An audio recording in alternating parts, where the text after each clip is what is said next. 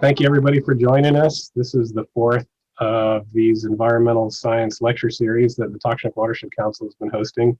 I'm Derek Poinsett. I'm the Executive Director of the Takshnak Watershed Council. This evening we are hosting this in partnership with Lynn Canal Conservation. And I'd just like to remind everyone that this coming Thursday at 7 p.m. we are going to have Meredith Pokart and Ted Hart from Chilkat Indian Association with us to talk about hooligan ecology and history and cultural significance. That's at 7 p.m. The links are on Takshnak's webpage, which is takshnak.org, also our Facebook page, and all the videos of these talks eventually, after a few days, get posted at those same locations. So with that, I'll introduce Jessica Plachta. She's the Executive Director of Lynn Canal Conservation here at Haines. Thanks, Derek, and thanks so much to you and Takshnak for partnering with LCC on this project. And a special thanks to Sherry Young for the presentation tonight. Sherry is from Normandy, France. She's studied in Sweden and Kyrgyzstan, and she's currently studying in Canada. And I'll let her go into detail about her studies and her travels and help us understand snow leopard conservation and how it might ultimately relate to lynx conservation and other conservation issues here in Alaska and the Yukon. So thanks so much, Sherry. I'll turn it over to you. Thank you, and thank you so much for having me. I apologize in advance if my Wi-Fi cuts off from time to time. So before we start in diving into the snow leopard conservation world, I would just like to introduce myself a tiny bit more about my background and how I basically made it into that very charismatic species conservation project. So I'm from Europe, from France. I did my undergrad in Nantes on the coast, and I actually started with an undergrad in marine ecology. And I decided it was not cold enough over there. So I decided to move up north to Sweden in Umeå, where I started working on terrestrial ecology, mainly specialized on boreal and subarctic environments. And during my time in Scandinavia, the way my research projects or the different student projects I was involved in started and how it sparked so much interest for me in the field I'm in right now, it's because I started working on reindeer grazing impacts on ground vegetation in boreal forest. So kind of looking at these plant herbivore dynamics. And I started realizing that there was this big thing called climate change that was happening that might be nice to look into. So I did a study on climate change impacts on reindeer herding. And I compared how the systems between Mongolia and Sweden are impacted by climate change. I then moved up north to Abisko in a research station where I really focused on climate change impacts on subarctic vegetation. Went to Norway, where I did about the same project, again, looking at Apan vegetation. So you can be wondering, how did she end up working on snow leopards when she's actually very much plant-based? But then my focus was to look at, to study mammals. So I mixed my background as a plant biologist to look at using camera traps, which was a tool that I knew was used for snow leopard conservation. So to use camera traps to study at the same time plant and mammal phenology, or also known as basically the life cycle, the seasonal life cycle. And once I did this, I got a massive opportunity to go to Kyrgyzstan, where I started. I did an internship and then got hired as a research assistant by the Snow Leopard Trust. And all the photos that I will present today, because I started my PhD when the pandemic started too. So all the photos that you will see today are from my time in Kyrgyzstan with the Trust in 2018 and 2019. So the snow leopard, or also known as Panthera uncia, is a big cat that lives in 12 countries of Asia. So basically the main mountains of Asia. And I decided to go to Kyrgyzstan, or like I'm making myself small here, or like the Tian Shan Mountains. And where you have the little red dots here, the country that has most of the Tian Shan Mountains is called, Kyrgyzstan. And so the capital, Bishkek, is located just by the Kyrgyz Alato, which is a mountain range. So Bishkek is actually the capital that has snow leopards the closest to like a main city. So I worked mainly in the Kyrgyz Alato and also worked in Sarichat Ertash Reserve that is just by China. So you will see a lot of photos from there. And the study area for my PhD is close to Narin. So I just pointed it out here, but I won't have photos from that place today. So the snow leopard, also known as the ghost, because it's the most elusive wildcat in Asia, is a very charismatic species that has it's very known for the magnificent tail. So the tail is about 1 meter, which is about the same size as the body length. And it's not a big cat, like it's basically 60 centimeters high. And as you saw, I'm just gonna bring you back, to this photo. You can see here it's up to scale. So you can see that if you're sitting, and I'm 5'7", so you can see that when I'm sitting, the cat is basically can be a good dog. So snow leopards are kind of small cats. Oh, sorry, I actually put the photo here. And some extra facts that you might want to know is that the density, which is something that is highly discussed, is that we have between 3,500 and 6,400 individuals. But the way snow leopards' densities have been sampled, it's basically looking at small areas in the mountains that are very hard to monitor and be like, okay, I have that amount of snow leopards here. So I extrapolate to the entire mountain range. So the densities are, it's a wide range, and we actually don't really know. So this is what the Snow Leopard Trust and also all the other teams, including mine, are working on today to understand.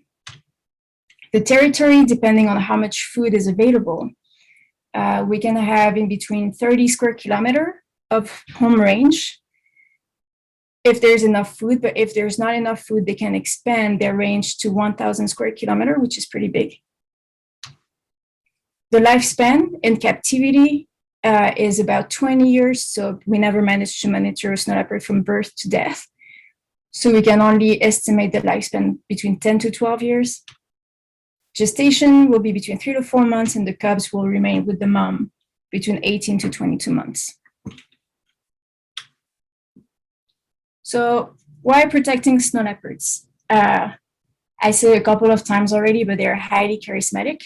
This is a logo for a vodka that was actually made in partnership with the trust to kind of raise money for snow leopard conservation, and which is very smart because in Central Asia, people mainly drink vodka. So that was a pretty good idea. But it's not only about the fact that they're charismatic. They're apex predator. So if I just introduce you to the food chain that we have in Central Asia, or at least in my system, you would have the snow leopard as a top predator or apex predator. It would feed on argali and ibex, which are the two main mountain goats that we have in Central Asia that feed on alpine vegetation. But snow leopards face quite a bit of threats. They face poaching, habitat fragmentation, degradation, and climate change. And that makes their density decrease, which allows prey to increase in densities, and that impacts the vegetation, which is already also impacted by habitat fragmentation, degradation, and climate change. So it decreases even more. So it's important to protect them because they really help in finding this idea of equilibrium, or like to regulate the ecosystem. The other reason is the watershed effect, which is always a bit tricky for me to explain, but to try to make a long story short, snow leopards share the same environment as glaciers. So when we protect, and most of you know that when you protect a species, you actually protect the habitat. So by looking at snow leopards where they are and understanding their system, then you actually also look at glaciers and eventually how the whole system is impacted from glaciers to local communities and how the water is available through the system. We want to protect snow leopards because they are impacted by climate change, but we don't know how exactly. So that's the main focus of my PhD. And they are also highly poached still. And because of some aspects that I will introduce later on, retaliation is increasing. And that's also something we try to mitigate. So now I'm basically going to take you to the field, to Kyrgyzstan. So we're going to start in the Kyrgyz Plateau. And I'm going to show you how we get there, what do we use, and what are the results from these tools.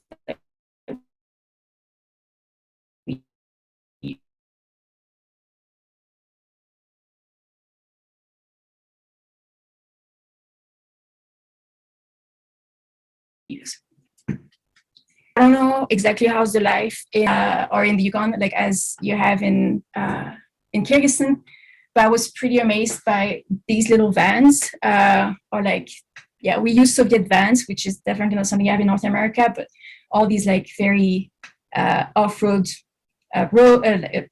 cars, and obviously the Soviet van.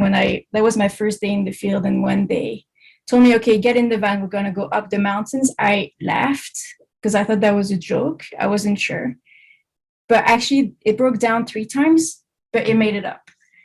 So I would definitely recommend, if you're looking for a car, to look for a Soviet van. This is really, really good. The other way that we go to the field would be by using horses. So that is close to China. That was in February 2019, crossing frozen rivers and looking for places to set camera traps.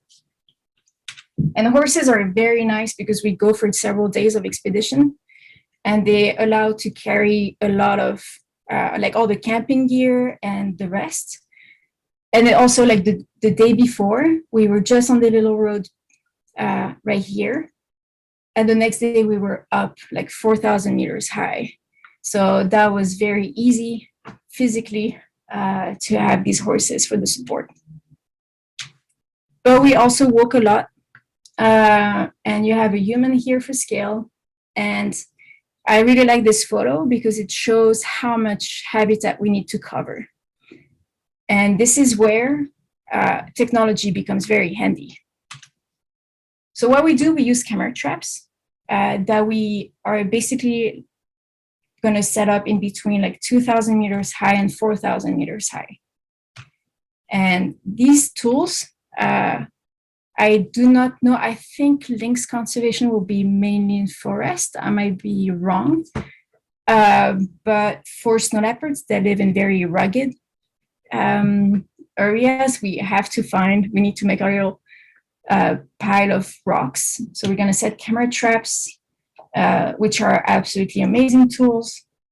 And we just leave them there for minimum 3 months and up to 1 year. And where do we set them? So to find where snow leopards will mark, because that's the sites we try to find, because we want the snow leopards, we want to spot them, we want to be able to see them in different angles. So what we try to do is to look for places where they're going to mark, because that means that they will stop and we can get good photos. So we're going to look for these rocks that are they have a nice angle. And the reason why is that because they would usually come, scratch their shoulders, turn around, and pee, so they spray on the rock. And you can see here that this is where snow leopards have been marking quite a few times. And you can know that it's pee because I don't know how many of you have cats, but it smells strong. And with the snow leopard, it definitely smells very much stronger. And I once thought that it was water on the rock, and I put my hand on it, and that was actually fresh snow leopard pee, and that was a very long day before I got the smell off my hands. Sorry for the details, but that's to show you how strong it is. And we're going to also look for marks, pug marks. And this is very characteristic of snow leopards, that they actually do not raise their legs. So that's why you know they're snow leopards by the little marks here at first. And this is a photo of me tracking a snow leopard back like 2 years ago at about a similar time as now. So you can see the marks here. And obviously, if you zoom in, it's definitely a cat. So we've set the camera traps. It's been 3 months. At least 3 months, and then we decide to go back to the field. And it's this moment where we're at home. We're about to put the SD card in the computer. And by the way, I just want to say that all the photos that are going to be shown now are photos that I get to look at when I was working with the trust. And the first thing that we see is a magnificent diversity.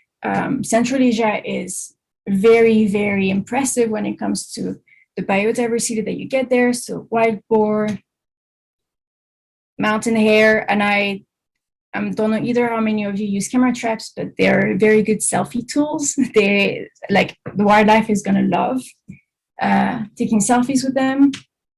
So fox, a lot of birds. I'm not a bird person, I'm sorry. But a lot of birds are very curious and very interactive with the traps. Argali, so we talked about them a little bit before. So they're like the biggest, they're massive, and they're also highly poached, and they're vulnerable. So yeah, we're trying to protect them a lot.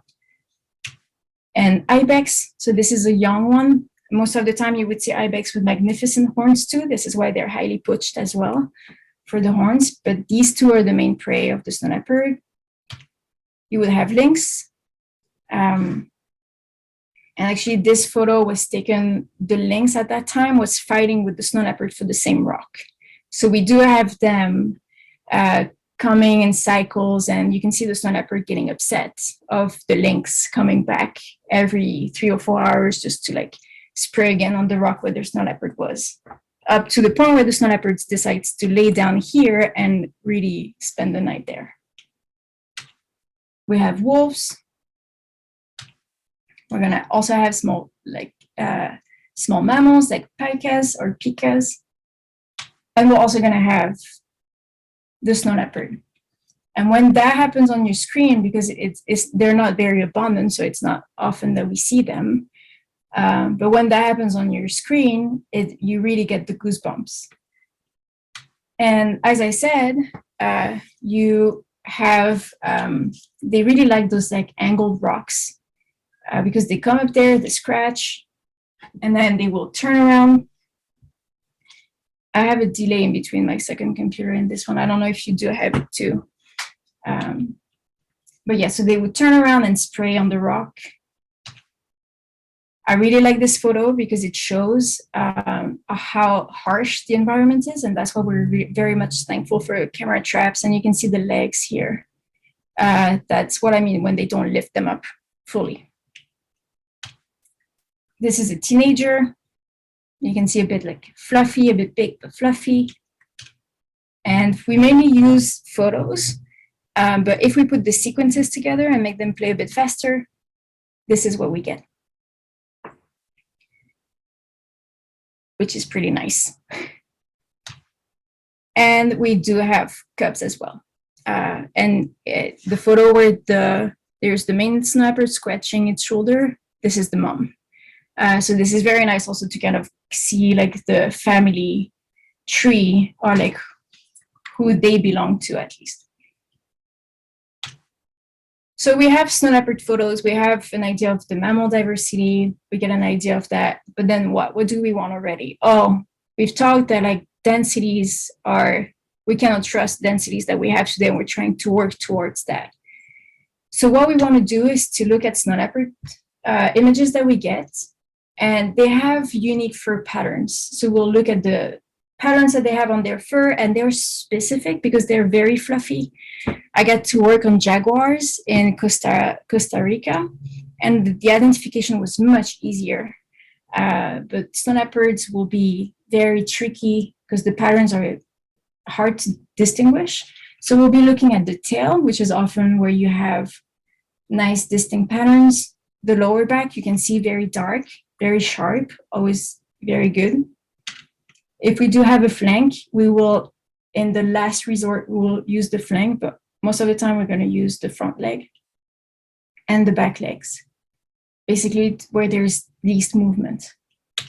If we do have the face, we would look at the face too. And this is right before the mom comes to the camera and knocks it down. So here's actually what we're trying to look for. But most of the time, I'm showing you ideal photos, but most of the time we're going to get photos like this or like that. I mean, these photos are good because we can identify if it's a male or a female, or like this, which is, yeah, we know it's here, but we don't know which one. So I did a little bit of just a little exercise for you, just for the fun of it. I would like you to tell me, so you can just write in the chat when you feel like you have an idea, if these two are the same or not.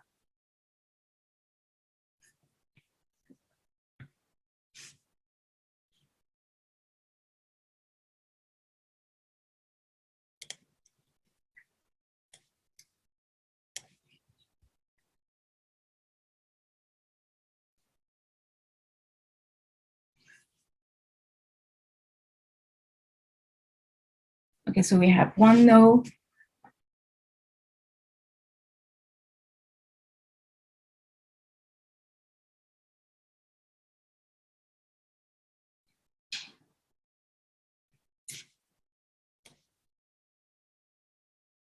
Okay, I'm just gonna give one more minute to.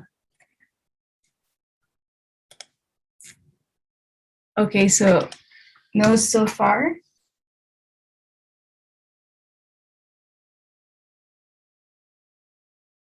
And I like the time for the answers to come in, because this really shows that you need to take time to look at the photos and see the patterns. So I see that it's mainly no so far, and actually they are the same. And the way we do, so we want to look at three spots. If we find 3 spots that are similar, then we decrease our risk of making errors in our identification. It doesn't mean that they will be for sure, but we get higher chances of not being wrong. And here it's tricky because the angle is a bit different, but we will look at the neck or the side of the face, and here we can see 3 patterns here, the little triangle, which is here as well. And then I would look at the front leg, so I get to see these patterns too, so it's angled too. So that's where you also need to think about the way the leg is. So, okay, the leg is like this and the leg is like that. So what am I seeing? And the back, there are sometimes in the upper back, very distinct patterns too that you can see here and that you can see here too. And with, a bit of here that you can see here. So this is just to show, to be honest, I used this little exercise when I used it after I gave a talk to students that were like, oh, so easy, I want to study stone leopards. So I was like, okay, be ready to do that for every single photo of stone leopard that you get. And this shows also why we need like new tools like artificial intelligence or other things to help, and also different observers to confirm the identification that we have. But thank you for trying. That was a good try. And now this is the first time I'm actually going to try to express a bit beyond the ghost, so a bit more like what my PhD is about, without making it like a 2-hour talk. So I try to make this a bit simple. But I would like us to look at the Kyrgyz or like Kyrgyz, but also Central Asian pastoral system. So snow leopards that are here share the environment, or like live in very rugged areas close to glaciers. And in brown, you have the rugged areas that also where you have mainly ibex and argali living. And then you have mountain pastures where you also have livestock. So you also have livestock, and then you have forests where we also have other species that we're not looking at here. So in the past, until 1918, so basically when we had the nomads, livestock was barely present, or like was rare, like very barely there in the environment. So that was basically what we had. But then in 1918, the Soviet Union annexed Central Asian countries. And what happened is that with the like collective farms, we basically had more livestock in the system. And that actually started showing a bit of, pastures started being more grazed, and it started changing a bit, like how wild herbivores would be moving in the habitat. Snow leopards were not that much impacted. We know like it started being recorded more and more about like poaching and retaliation, but it's hard to really get an estimate of what was the system at that time, but at least for wild herbivores and pastures, it was like this. And in 1991, the Soviet Union collapsed. And with the collapse of the Soviet Union, the entire economy also collapsed, and the herders and everyone was left with nothing. And the system that we have today is that because they didn't really know what to do, so in the first few years after 1991, the livestock amounts collapsed as well. But only in a few years they managed to get back. I mean, today they have they have above the amount of livestock that were present during the Soviet times, but it's not managed anymore. Back in the Soviet time, they were still having vertical transhumance, which is basically moving up and down in altitude to make sure that the pastures are not being exhausted in between winter and summer. But today, they mainly have human settlements, and they barely have those seasonal rotations. And what that impacts the entire system, or like at least if we look at snow leopard conservation, what happens is that the wild herbivores are still not really much liking that interaction with humans and livestock. They're like, oh, we have less food, so let's just try to go somewhere else. But if you're a snow leopard, if you have the choice in between nice, fluffy, tasty sheep that have no idea how to defend themselves, and an ibex or like an argali, they're gonna like run fast, they're adapted, they have horns, so they can potentially harm us. So like what would we do as snow leopards? Well, we would go for the sheep because it's nice. And we can easily escape humans to find us, like they don't really know how to live up there, so we're fine. But actually, like there's still like a much higher risk of getting killed. And so this is the system today. Pastures are being degraded. There's no rotation. There's no management. Like retaliation is a thing. So how to do? Because this is where we're heading. With like increasing retaliation, we can see a change in habitat proportion, like tree line is increasing due to climate change. Pastures are being degraded because of overgrazing, but also because of climate change. Humans are more present and they're going higher up in the habitat. And they're therefore really overlapping with the snow leopard habitat. So in the snow leopard conservation perspective, this is really dramatic, and we have no idea where like the wild prey are going. And this is where we're heading now. Oh, and okay, that's a mistake. But my PhD is about trying to find a way to prevent this from happening. So basically, as I said, poaching, degradation, climate change impact, snow leopards, wild prey are also impacted by poaching and like the same threats, vegetation as well, and also livestock. And this is where, because of retaliation and all these different issues, this is where my PhD comes in. And I will use at different trophic levels or like different taxa, so vegetation, argali, ibex, and livestock, and snow leopard. So we'll look at how these different groups like change in densities and distribution and phenology too. At a multi-scale, I'll be looking at very fine scale, the plot scale, the patch scale, that is just basically what you get from using camera traps. You get like a patch idea, and then the landscape scale over time from pre-Soviet, Soviet, post-Soviet, and future. And you might be wondering, but how are you going to do that? And that's just by using different methods that we can do simultaneously. And I'm sorry, I never managed to say that word. But looking at like using field-based observation, so what we know, what we've been doing for decades, that we really know, like dung transects, like going with your little quadrat and like going in the field, sampling vegetation, sampling soil, doing direct sightings of mammals, using camera traps, which is this tool that is so good for plants and mammals. So to get spatial distribution, phenology, also record temperature and snow in like specific spots. That can be good to get an idea. If you have enough camera traps, you can be like, oh, I get a very good idea of how my habitat is going. And then remote sensing, historical climatic data, greenness.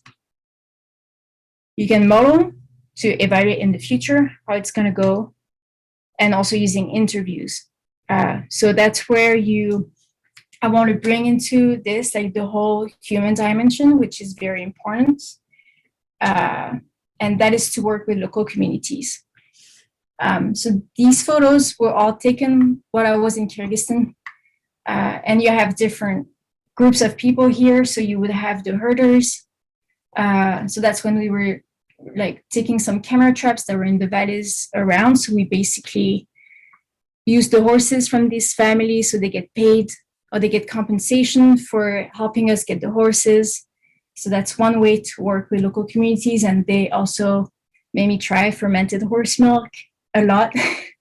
They really enjoy that, and like very atypical food for me. I was told that being offered like the heart or the brain or even the eye of a sheep was tradition. So I'm excited to go back and try that out. I don't know how I'm going to react, but with a bit of fermented horse milk, everything is possible, I guess. We're going to have rangers here in the middle. And these rangers were before like hunters. So the way we've been working is that this is in the Alato, so just by Bishkek, the capital. This is now a reserve. And the people that used to hunt in the reserve, they got offered to get trained as rangers and to become ambassadors of these places. And this is the best way, I think, to basically have people getting involved, is to make them responsible and to give them, basically to make them responsible of an area and be like, this is yours to protect. And we have to understand that in Kyrgyzstan, at least, the relationship with snow leopard is not the same as most people have with wolves, for instance. Like, people will love snow leopard and they will understand. Like, for instance, the snow leopard is the mascot of Bishkek, so it's kind of this very liked animal, but it will be poached because the economic condition is just very, very poor.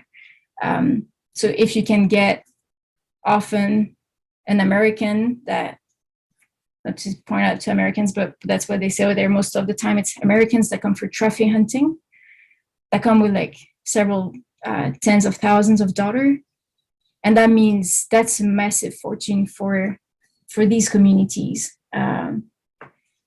So we try to make them understand that there's long-term value in protecting these environments. And the last photo is just a family that has actually no involvement really in snow leopard conservation, but there's the youth. And this is why through my PhD, I'm actually teaching and training students at the University of Central Asia, because the legacy is here and there's not that much training offered for the youth to become scientists over there. So I'm hoping with my little contribution to help them get trained and to protect, because it's a lot of foreigners like me that come in. So hopefully to be there and yeah, just push the work a bit further. And I get to work all the time with rangers that are super nice. So I just thought I would give a shout out through this photo of just the fun we can have as long as we have snow and a good mood. And as we would say in Russian, spasiba. I'm very happy to take questions and see faces if you want to turn on your camera.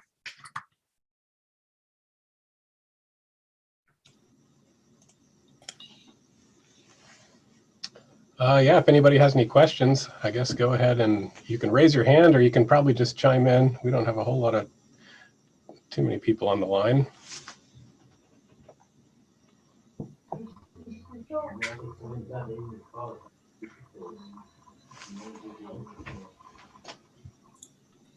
It's hard because I made it as a little travel presentation. When are you going back, Sherry? I was hoping to go back this summer, but it seems still a bit tricky because of the pandemic. So I might have a second field season canceled. So if that is the case, then next spring, probably May or April. But if I still can make it, I will go in. I will go in August just for saying hello, if that's possible for the network.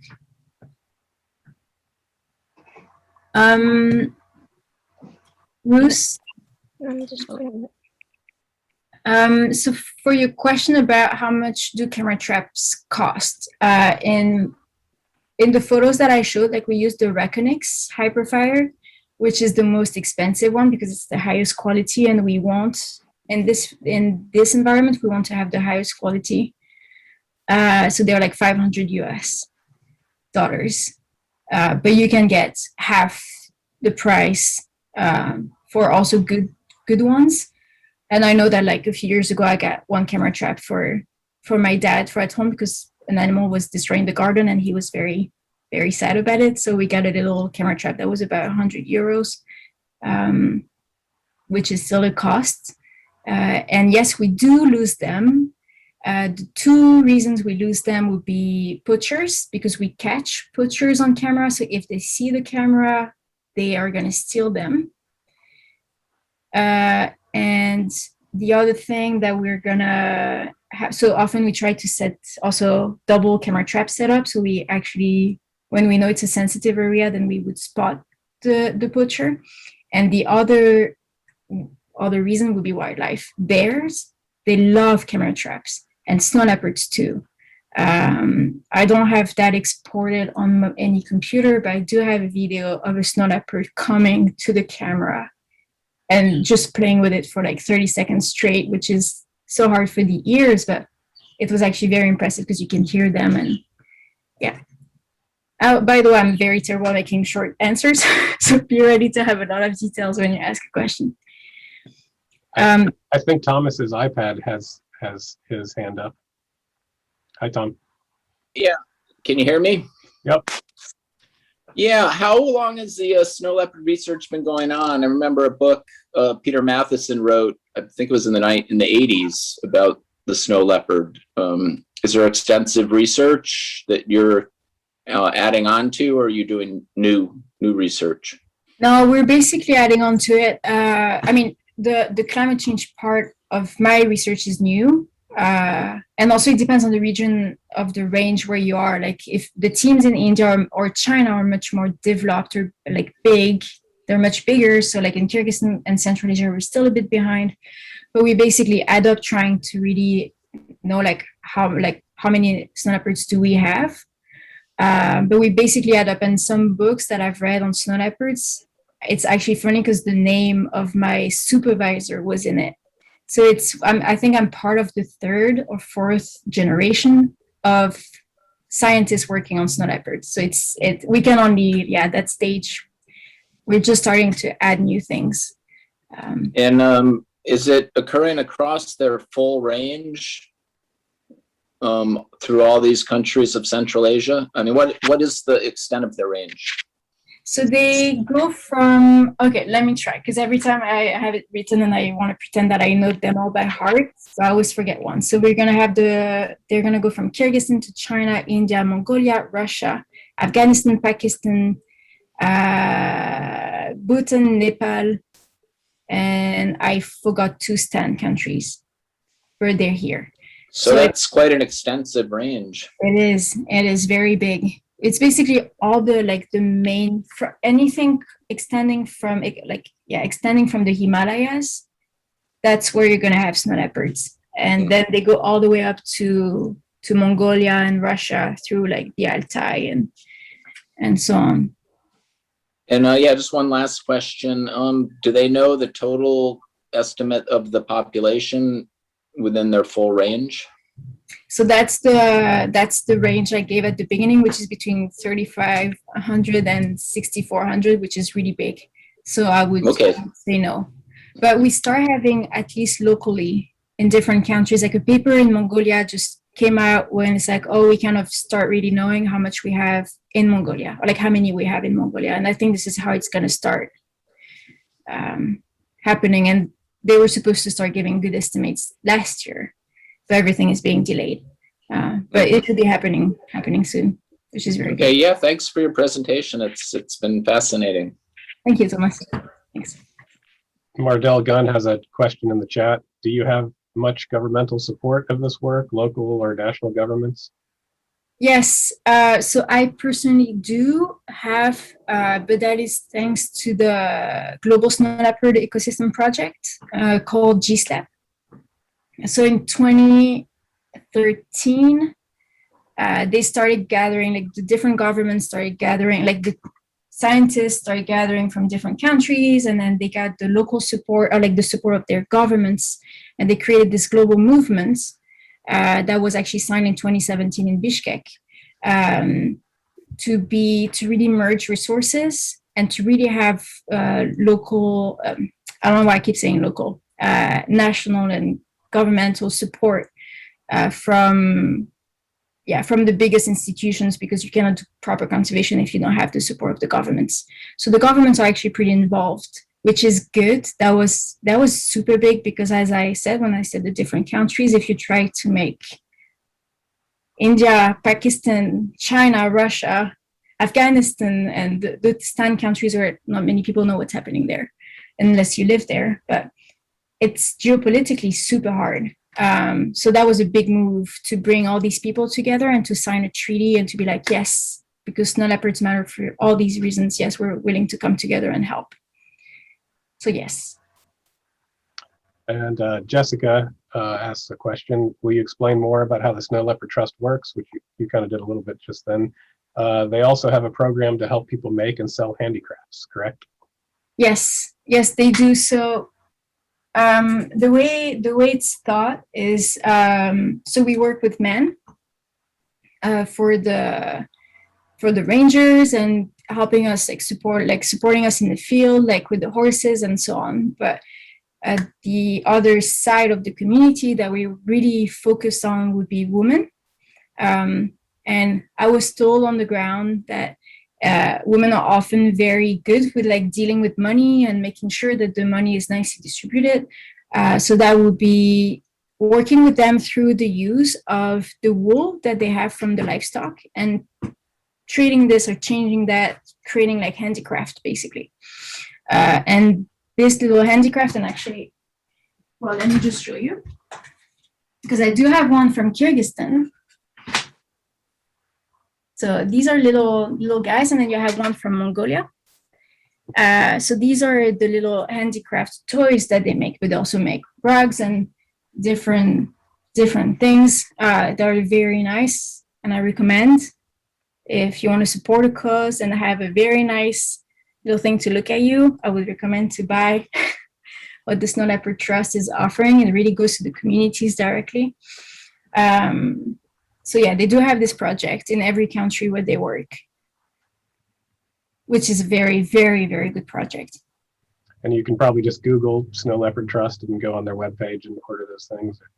Yes, as we go towards the next question, I will put the link of their Snow Leopard Enterprises page. Okay, Kip, you've got your hand up. I do. Thank you. Can you hear me okay? Sound good. Hey, Sherry, thanks so much. Great presentation. Interesting. You mentioned something about home ranges and territories and kind of overlap them. Can you talk about the difference with snow leopards and like how many male or females may occupy a male's territory, if that's the case, and then also about any recruitment you're aware of and dispersal, how dispersal works? I know it's a bunch of questions, but yeah, thank you. This is a bunch of questions, very, very good questions. I'm going to be able to answer only part of them. I am not sure about the difference in dispersal between male and female. I know that obviously the male we will move more than the female because they will look for like mating partners, and often the female we kind of gets when she has the cubs, it moves more like seasonally, depending on how much the cubs require and how much the food is available. They're solitary individuals, so it will be one snow leopard mainly having its home range, and another one might overlap a little bit, but that's why they mark their territory that much, being like, this is mine. And that's, yeah, so that's kind of how they move around.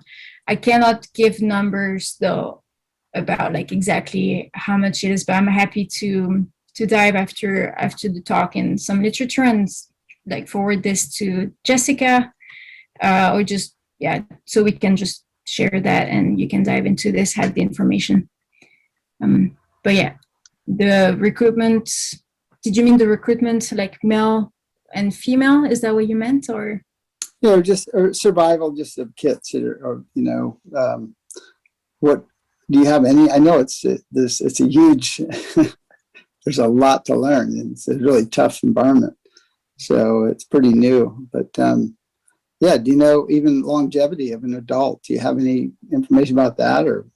So the only thing that we have on that will be what we see in captivity. So that's where it's been actually very interesting, I think, at least for me as a scientist, to kind of dive into that wildlife conservation world and being like, okay, there's actually so much that we know from what we've seen in captivity, because some species are so hard to study. So what do we know from captivity, and what do we know from what we've observed in the wild? And so we don't know exactly how long they would live, but between 10 to 12 years would be what we estimate, if there's no threat or added stress from human disturbances. Mm-hmm. Very good questions. You caught me off guard on some of these. I'll need to learn. Thank you. Thanks, Kip. E. Durand has a chat question. You mentioned that mismanagement or lack of management of grazing areas is a big issue, leading to the degradation of habitat. Is there any way that this lack of management can be addressed at a governmental level? Is there much local interest to address these issues? So yes, there is a way. In Kyrgyzstan, we're lucky, actually super lucky, because the government is quite involved. Is that okay if I stop sharing my screen? Sure. Yeah, okay. I can always share it back. So in Kyrgyzstan, we're pretty lucky because the government is quite involved. With like the state agency is really involved in in trying to help us on this. And it's a bit it's a bit of a mixed feeling for pastors. So there's the team that is like, climate change is not really a thing. I mean, nature has always provided, so why would we need to it's fine, we have enough resources and there are no threats, we still can go for a long time. And there's the other team, often herders, that will be like, oh, but we start seeing changes, like we don't have access to the same pastures, and because we cannot move as much, because we don't have the same strategies as before, then we need to buy more like supplementary food, especially during the winter, which is added cost on an economy that is already quite weak. So the concern starts being there, and the idea of for me, like of this PhD, that like how like that was key for me. That discussion I had once of like, oh, like yeah, we see that pasture start being degraded, and we don't really know what to do. And that's when I was like, oh, but we can actually study that, and that's how my whole PhD was built based on that. So yeah, and the interest is here. So I would say yes. It's all about education and leadership of these local communities. It's not about me coming and saying things. It's about trying to find the tools and the stories and to make these people leaders so they can enhance the process. I'll just go and sample some plants. That's all I will be doing in my little corner. Very, very good point. Jessica, you're up next. You want to read your question? Oh, sure. Yeah. Thanks, Sherry. I like that Snow Leopard Trust and the work that you're doing really empowers local communities. I think that's really key. I noticed that the photos that you showed of the snow leopard prints were really distinct. Do snow leopards have furry paws like lynx do, or no? So do you mean like the Like the pad of the paws? No, I've never seen one up close. I don't think so. I mean, I've seen them in photos, but the details were not. Yeah, Liz? They do have fur, but it's not as dense or as thick as the lynx. It's quite thick, but it's not long fur. It's dense, so you can see the pads more distinctly than you could. Yeah. But do you mean like under like where you have I don't even know the term in English. Yeah, on the pads, or like do you mean outside? Well, we see lynx tracks around Yeah. here, and the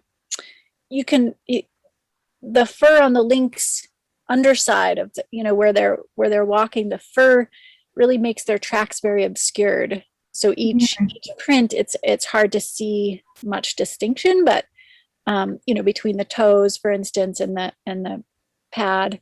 So it sounds like that fur is maybe dense but not as long on the snow leopard. No, it's not going to be as long. Yeah. Okay. Yeah. Cool. But that makes me excited to see lynx ones now. Gonna have to come up north.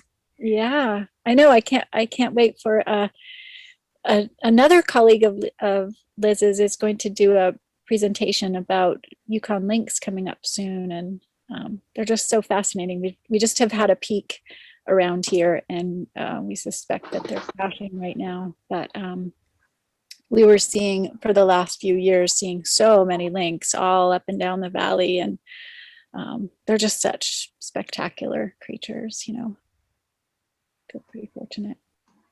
I saw one on the highway just 2 or 3 days ago. Oh, really? Oh, cool. Yeah, there were really a lot around this year. What did they eat? What was that, Liz?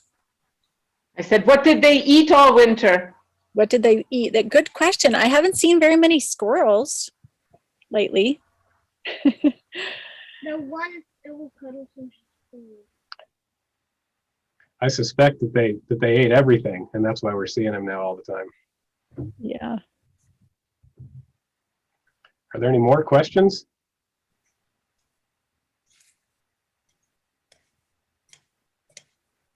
Thank you so much, Sherry. This has been wonderful. Really Thank you for having me. appreciate the time. I'm just gonna, if you just have 1 minute, I just want to share with you just to give a bit of visual. I made back in the days, I made a little, and the sound might come up.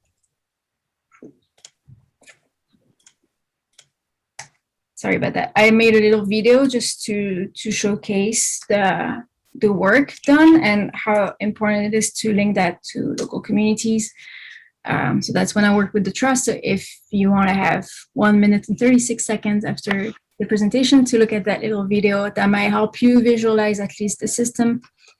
And I was talking about the snow. I'm very bad sometimes at multitasking, but I'm happy to share like the Snow Leopard Enterprise program of the trust. That is just right here to show what they do. And I think this is a very, very good model of program to implement in every system, because I don't think local communities are involved enough in certain systems. So I'm very fond of their work on that. But thanks so much. It's been so long since I got to talk about snow leopards in my research. So I'm very, very happy for this opportunity. Yeah, thank you very much for putting together the presentation and spending time with us and taking questions. And Jessica, do you have anything else you want to say before we kind of wrap things up? That's it. Just thanks to you, Derek, and thanks to Sherry and Liz for helping make this possible, and everyone for coming out tonight.